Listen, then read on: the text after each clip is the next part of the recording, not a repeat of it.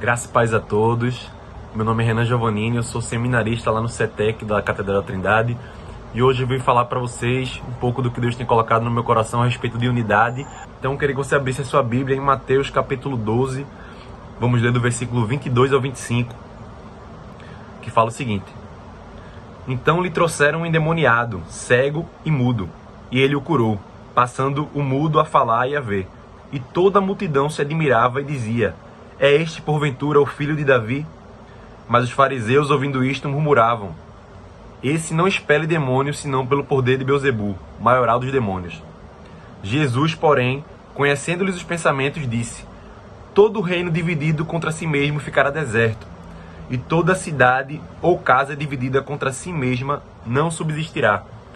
O Senhor Jesus ele traz um ensinamento precioso acerca da importância da unidade, quando ele vai alertar sobre o perigo da divisão, que nem o próprio diabo se atreveria a dividir o seu próprio reino. Quando ele fala que, logo no versículo 26, se Satanás espelha Satanás, dividido estará contra si mesmo. Como, pois, subsistirá o seu reino? Então a gente entende aí a importância da unidade e os perigos da divisão que podem causar dentro do reino de Deus também.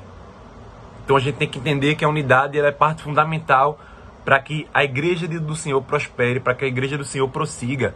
A gente vê na Bíblia, em várias passagens, momentos em que a unidade foi fundamental para que algo precioso acontecesse. Logo em seguida, em Atos capítulo 1, momentos ali antes do dia de Pentecostes, daquele momento em que o Espírito Santo desce, a gente vê que os apóstolos, os discípulos estavam reunidos ali em oração, claro, mas não apenas em oração, eles estavam unânimes, eles perseveravam unânimes.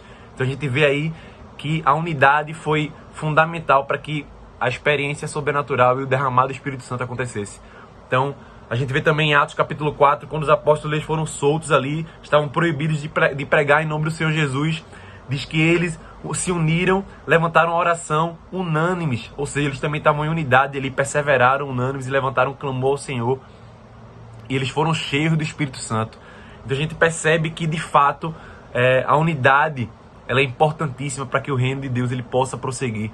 A gente vive hoje um tempo em que a gente não consegue aceitar o diferente, a gente não consegue aceitar os pensamentos diferentes, e a gente vê muita divisão na igreja, a gente vê muitos ministérios tendo problemas por conta da divisão. Então o Senhor Jesus ele traz aqui um ensinamento precioso acerca da unidade. A gente precisa conservar a igreja em unidade, a gente precisa entender que embora pensemos diferentes, de maneiras diferentes, a gente precisa dessa unidade e na diversidade. A gente vê que na glória a gente vai ter povos de todas as línguas e nações, então a gente não tem como pensar no reino se não for na diversidade, mas embora na diversidade precisamos manter a unidade.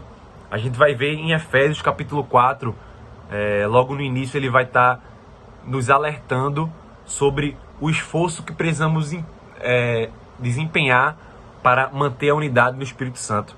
Diz o seguinte, já no versículo 3 do capítulo 4 de Efésios: esforçando-vos diligentemente por preservar a unidade do Espírito no vínculo da paz.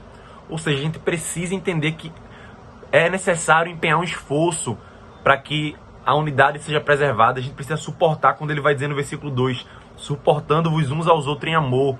A gente sabe que nem sempre a gente vai, dentro dos nossos ministérios, servir ao lado de pessoas que a gente concorda 100% com os pensamentos, que a gente concorda 100% com a maneira de pensar, de agir, mas a gente precisa suportar uns aos outros em amor, se esforçar para manter a unidade, se esforçar para manter o vínculo do Espírito. A gente entende isso mais na frente, que a gente só consegue isso desenvolvendo o caráter de Cristo em nós, quando ele vai dizer lá no versículo 12. Antes um pouco, no versículo 11, ele fala que ele mesmo concedeu uns para apóstolos, outros para profetas, para pastores, evangelistas. No versículo 12 ele vai dizer: com vistas ao aperfeiçoamento dos santos, para o desempenho do seu serviço, para a edificação do corpo de Cristo, até que todos cheguemos à unidade da fé e do pleno conhecimento do Filho de Deus. Então a gente só vai conseguir isso chegando no pleno conhecimento do Filho de Deus, desenvolvendo em nós o caráter de Cristo. A gente só vai conseguir desenvolver isso tendo um relacionamento com Ele, realmente dedicando tempo, meditando na palavra de dia e de noite, orando, pedindo para o Senhor derramar em nós esse dom de realmente perseverarmos em unidade, perseverarmos de fato como uma igreja unida, uma igreja que não se divide, uma igreja que prospera, porque um reino dividido de fato ele não prospera. Então que em nome de Jesus essa palavra ela possa encontrar lugar no seu coração, que você possa pedir ao Senhor que derrame sobre você esse espírito de unidade, que Ele derrame em você a graça para que você consiga se esforçar para suportar uns aos outros em amor. Então, essa é a minha oração. Então, que a gente possa de fato ter esse conceito bem vivo no nosso coração. A gente só vai conseguir prosseguir no reino quando a gente entender que a unidade ela precisa ser preservada, ela precisa ser alimentada dia após dia. Então vamos orar para finalizar. Senhor, a graça te damos, Senhor, pela tua graça, pela tua misericórdia, Senhor, pela tua bondade em nossos corações, Senhor.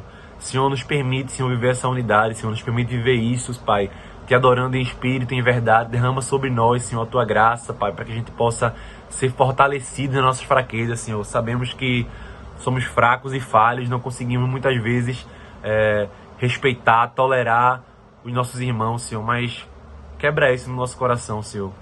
Traz a tua paz, a tua mansidão, desenvolve o teu caráter dentro de nós, Senhor, para que possamos, Senhor, atingir o pleno conhecimento do Filho de Deus, Pai. Para que a gente possa atingir, de fato, essa maturidade, Senhor, e viver uma igreja em unidade, Pai. É o que a gente pede e te agradece em nome de Jesus. Amém. Deus te abençoe.